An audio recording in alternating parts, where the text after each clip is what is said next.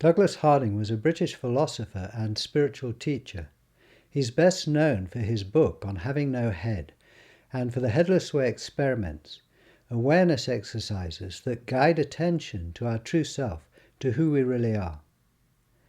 I'm Richard Lang, and I first met Douglas in 1970 and we became friends. This film is about his life and work, about the amazing discovery he made about who we all really are.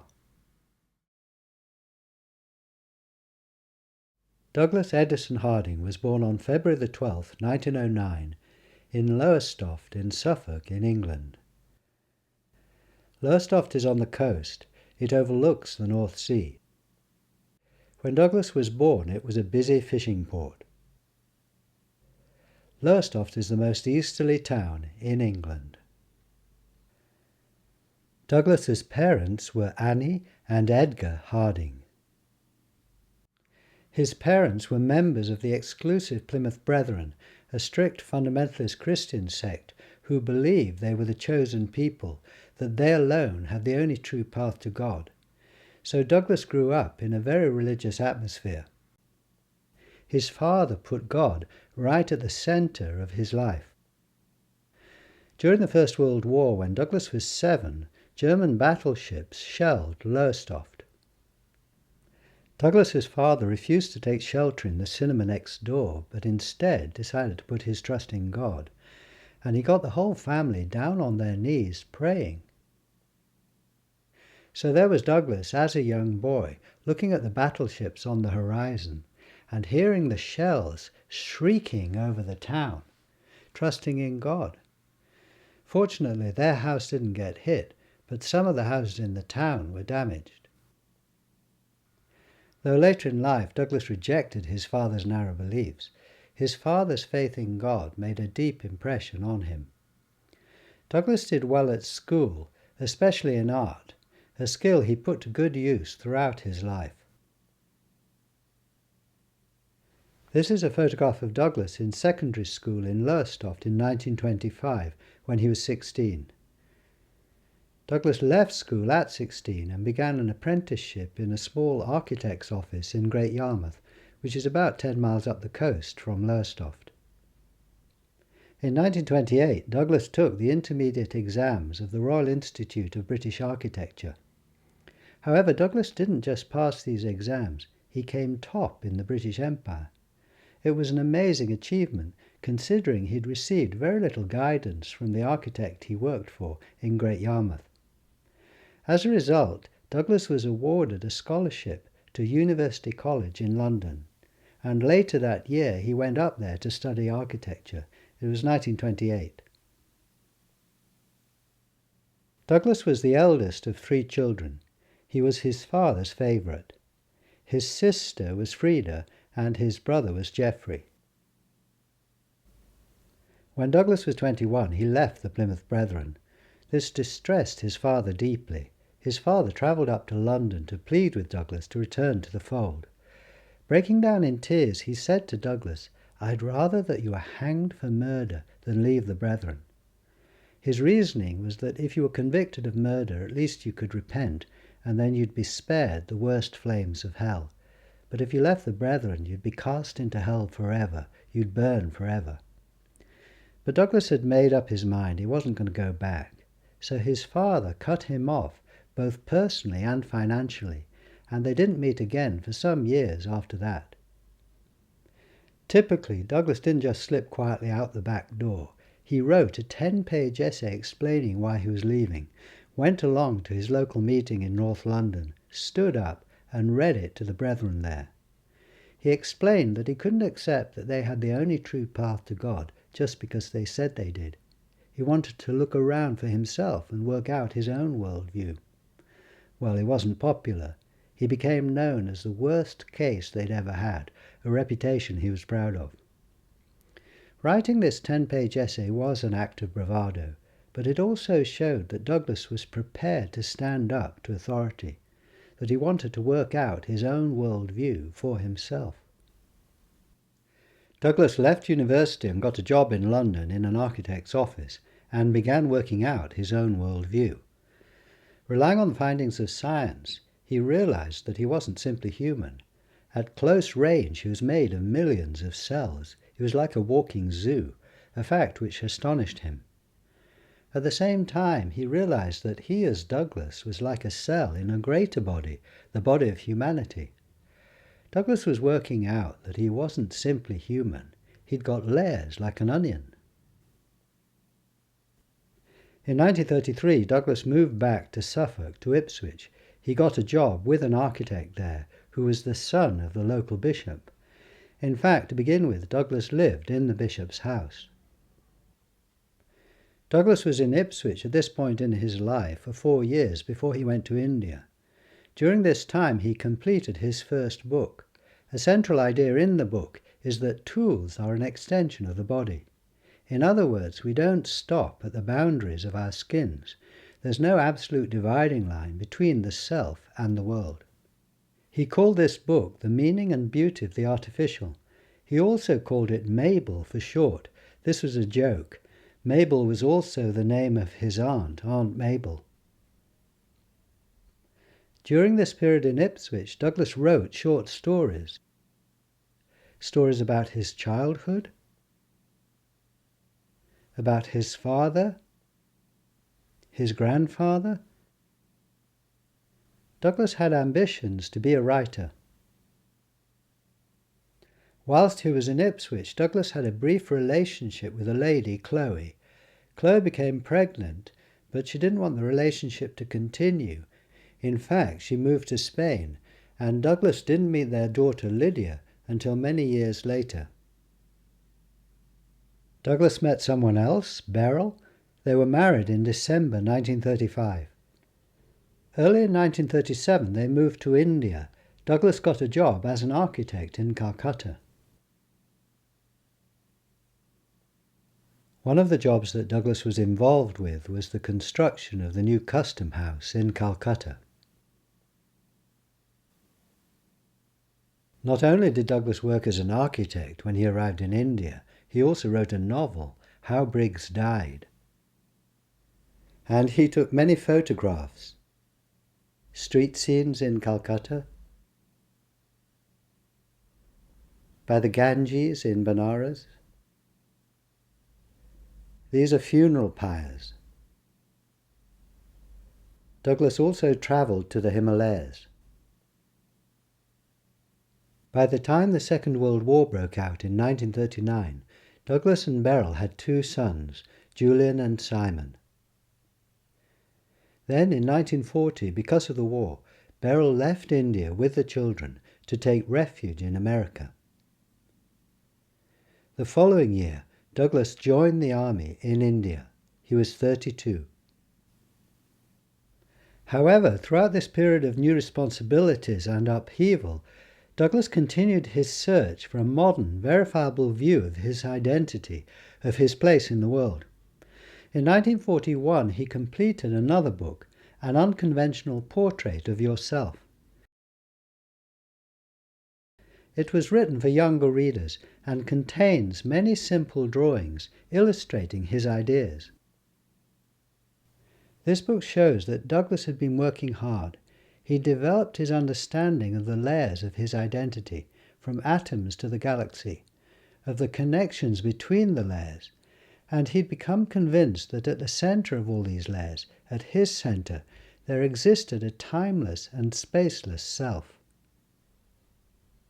After he'd completed An Unconventional Portrait of Yourself, Douglas didn't stop thinking deeply about his identity.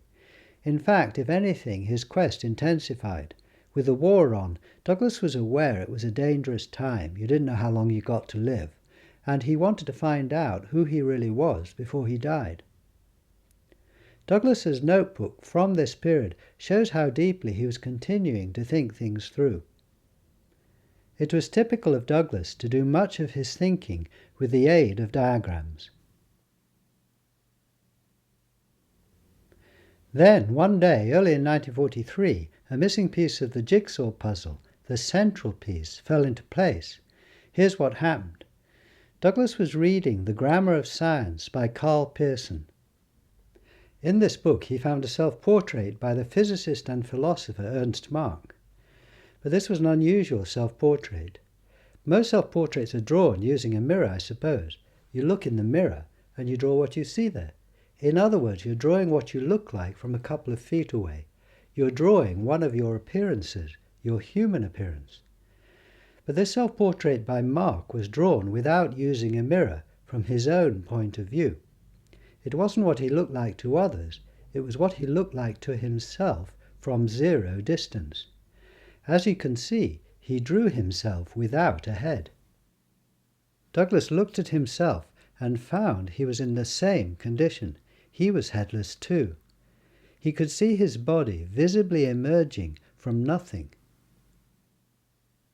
Until this moment, Douglas had been convinced that a formless self existed at his centre, but it had seemed to be an inaccessible mystery hidden inside him. But now he was seeing that it wasn't hidden. He was actually looking out of this self, out of this central emptiness. He was seeing his single eye, this boundless, timeless awareness that's full of everything, that is everything. What a tremendous discovery, to actually see this central self. Douglas's notebook now shows him working out the implications of what he was seeing. The two pairs of stick figures illustrate that when we look at each other, we swap heads, we trade faces. Later on, Douglas wrote about this first moment of seeing he was headless in his book on having no head, published in 1961.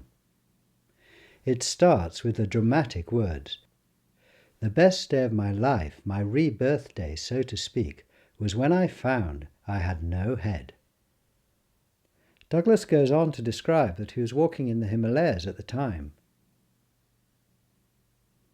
Douglas did walk in the Himalayas and did notice he was headless there, but this wasn't where he first realized he was headless. It was a dramatic way of starting the book, of capturing the reader's attention. The first moment when he realized he was headless was when he saw the picture by Mark. Douglas knew he'd discovered something of immense importance. Soon afterwards he made a decision. He was sitting in the lounge of the Saturday Club in Calcutta at the time. He committed himself 100% to working out the implications of what he'd discovered and presenting them to the world. Shortly before the end of the war, Douglas returned to England and was reunited with his family. They settled in Ipswich. Douglas decided not to return immediately to architecture so that he could devote himself fully to the book he'd started in India. But the book grew and grew. He developed a card index system to help him organize all his ideas. In the end, the project grew so big he had more than a dozen boxes full of cards. Though Douglas was working on the book usually 14 hours a day, 7 days a week, it took him until 1950 to complete, an amazingly focused stretch of work. Here's the first complete handwritten version. As you can see, it's huge. It weighs 5 kilos.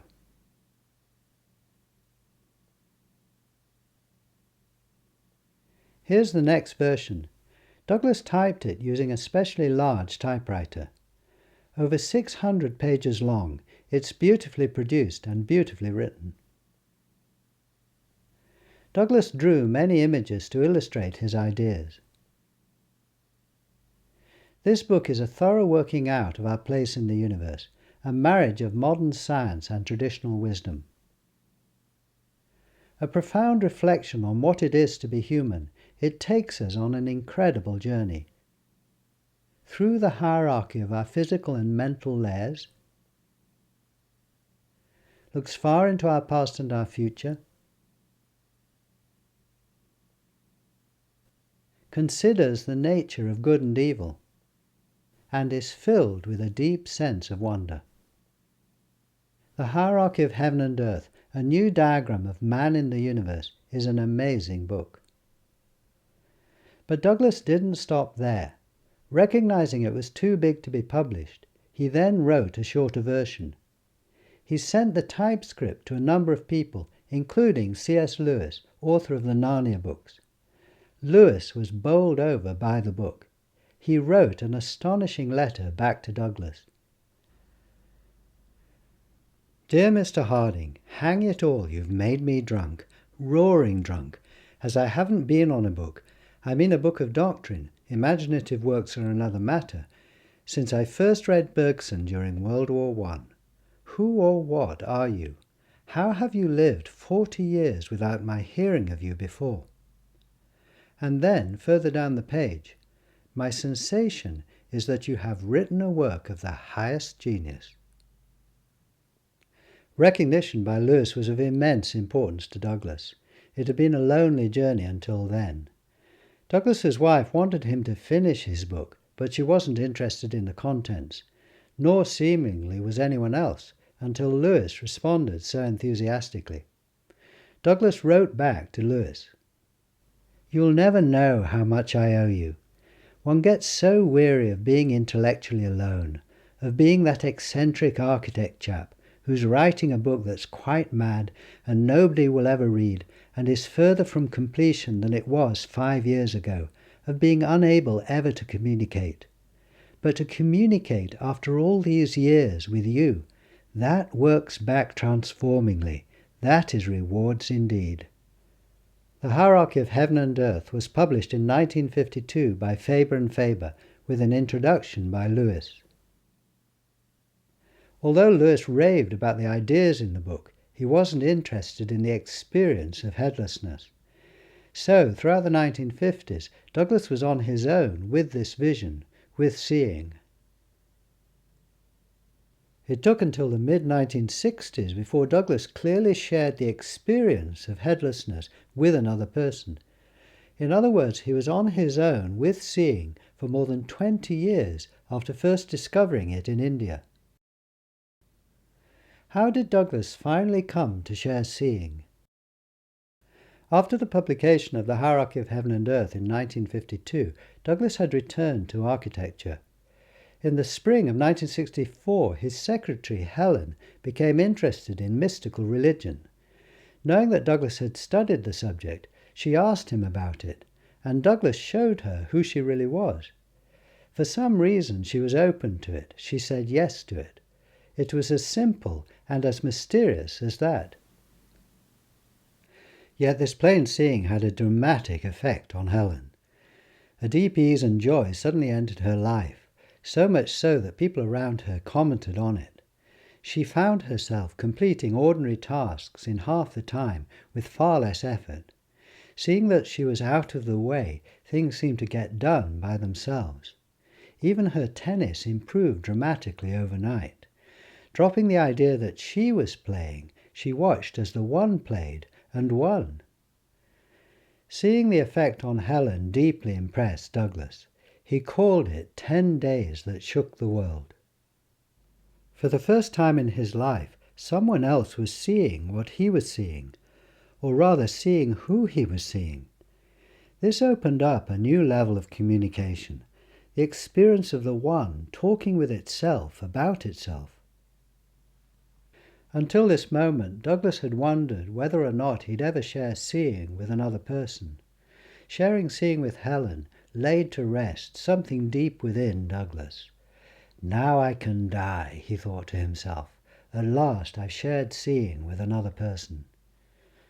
But Douglas didn't die after sharing seeing with Helen. In fact, this first sharing turned out to be the beginning of a much wider sharing, a new phase of his life where more and more people began saying yes to seeing. Admittedly, it was slow at first, perhaps just a handful of people over the next year. But after so long on his own, it was a hugely encouraging and exciting development for Douglas. A Rubicon had been crossed. A society of seers was being born. Another turning point came in the late 1960s when Douglas began inventing his experiments, simple practical tests for investigating the question, who am I? These experiments are a breakthrough in terms of communicating seeing simply and effectively. Perhaps the simplest experiment is the pointing experiment.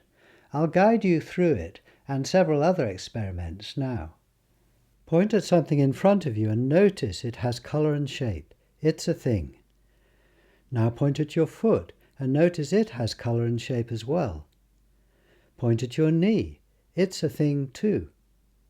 Point at your torso. You can see its colour, its shape, its movement. Now point at where others see your face. What do you see? Do you see your face, yet another thing, another appearance? Or do you see nothing? I see no face here, no colour, no shape, no movement. I'm pointing into boundless space, into stillness. Now point outwards at the same time with your other hand. This indicates that this empty space at centre isn't just empty, it's also full, full of everything. Of course, each of us has a different view out from this emptiness. This is a wonderful mystery. Many views out from one consciousness, many lives flowing from one source.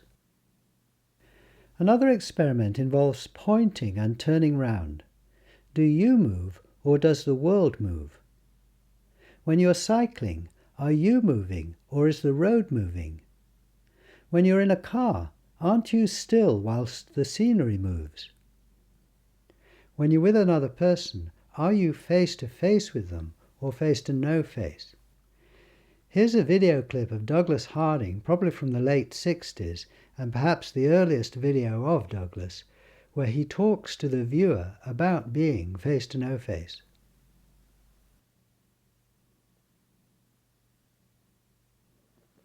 Let me put it like this. Are we face to face at this moment? Or is it not rather, from your point of view, face to no face? Are you not, as first person, right there where you are in your chair, headless, faceless? So the only face which now you are enjoying or suffering from is one with a white beard. Isn't this true? We are surely face to no face, completely asymmetrical in our relationship. Not like that, face to face, but like that. Now, isn't it very odd that we should have overlooked this simple truth of what it's like where we are? And here's a second clip from that film. Well, it's up to you. The ball is in your court.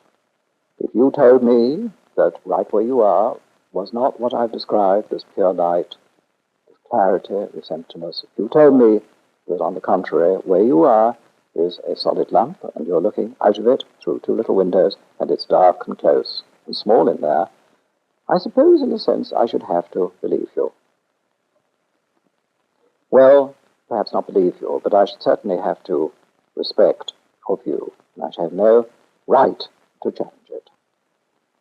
But I really do most sincerely suggest to you that you should, for yourself, forget everything everybody has told you. You see, a confidence trick has been played on you and on me, on all of us. We have to forget what we have been told and look afresh at what is right where we are. And when you do this, I think you will find real peace of mind. From the late 60s, empowered by the effectiveness of the experiments, Douglas shared seeing with increasing numbers of people. Douglas retired in 1966 at the age of 57, and this enabled him to channel his energies even more fully into sharing seeing. It enabled him to say yes to an increasing number of invitations to give workshops both in England and abroad. In 1972, Douglas designed and produced a toolkit of his experiments. He called it the Toolkit for Testing the Incredible Hypothesis. The incredible hypothesis was a quotation from Tennyson, "Closer is he than breathing, and nearer than hands and feet." Douglas was testing mystical religion's view of our identity with modern experiments. In the mid-1970s, Douglas produced a model of the layers surrounding our central reality. The Universe Explorer model is an elegant demonstration of the main idea in his book, The Hierarchy of Heaven and Earth. It demonstrates the structure of who we really are. The pictures on the outsides of the layers represent what you look like at different distances, from the galaxy to particles. As an observer moves towards you, your identity changes. The transparent sphere at the center represents your central, formless self, the reality at the heart of all your appearances.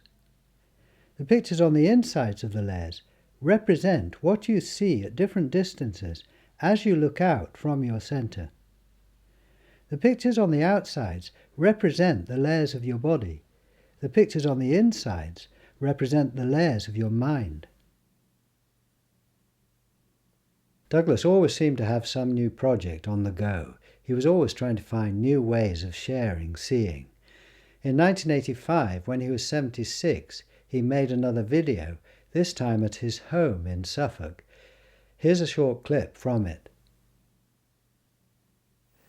And I think my first reason for going into this whole question of my true identity is a kind of thankfulness at having happened.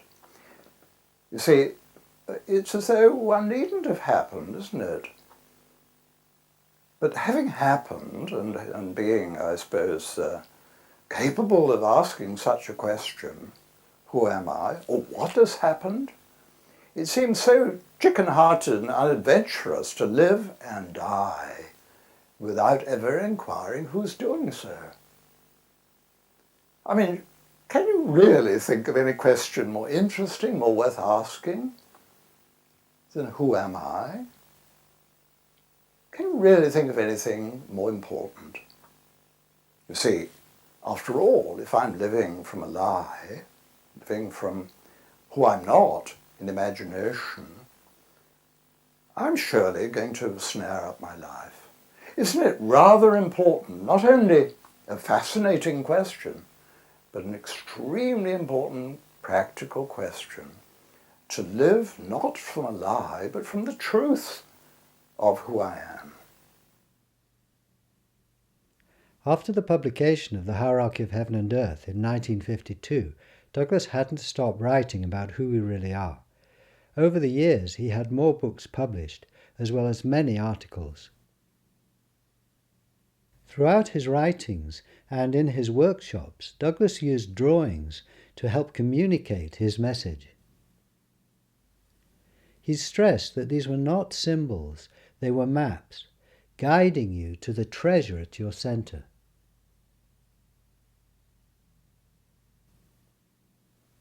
Douglas had tremendous energy. He was irrepressibly enthusiastic about who we really are. Here's a final video clip of him, this time in 1991 when he was 82, giving a talk in Melbourne, Australia. But to lie about this, this is fatal. Let me be sane, let me be truthful, let me have the enterprise to tell it like it is about where I'm coming from. Particularly as the great ones down the ages have said that if we live from what is given in all obviousness, we shall find blessing heaped on blessing, and we shall see that we are built, open for one another. We're going to give love a chance, and we're going to see that we are built, busted wide open for each other, built for loving. In the old way, convention says we are confronting one another, face to face, head-on collision. Look and see what it's like right where you are. And I would suggest you're looking at Douglas out of this wonderful transparency that William Shakespeare talks about. Transparency. And not looking at Douglas out of two peepholes in a thing but one great window. After that trip to Australia in 1991, Douglas then did a workshop in Paris where he met Catherine, whom he later married in 1995. Douglas and his first wife had separated in 1975. For the remainder of Douglas's life, he died in 2007, aged 97. He and Catherine conducted workshops together, and they kept an open house at their home in Suffolk for anyone interested in seeing. By the end of his life, Douglas had shared seeing with thousands of people. Back in 1943, when he first saw who he really was, he could hardly have imagined how things would turn out. I believe Douglas Harding is one of the great philosophers and spiritual teachers of the 20th century. Douglas is little known at the moment, but if you do the experiments and recognize what he was pointing out, the reality behind all your appearances, I think you'll see what a genius he was. His method delivers the goods. And behind his amazingly effective experiments is his great work, The Hierarchy of Heaven and Earth, a new diagram of man in the universe. One of the books that Douglas wrote in the 1980s was The Little Book of Life and Death. The theme of this book is that all things die. So, find out if you're really a thing that will die, or you're the no thing full of everything that was never born and will never die. Look right where you are and discover the most amazing truth about yourself. At the end of this book, Douglas draws a picture of his own imagined headstone. There are no words on the headstone, simply a pointing finger. During his life, Douglas wrote many words, but perhaps this headstone communicates most simply and directly the essence of his message about who we really are. No words, just a pointing finger.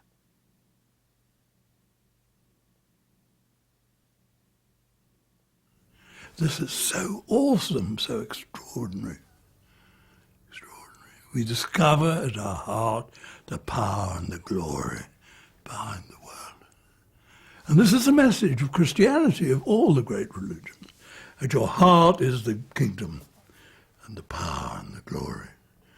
Not because you deserve it, it's grace. It's not because you deserve it. Far from deserving it, on the contrary. You know, it's a gift, a free gift. Yes, begging to be noticed.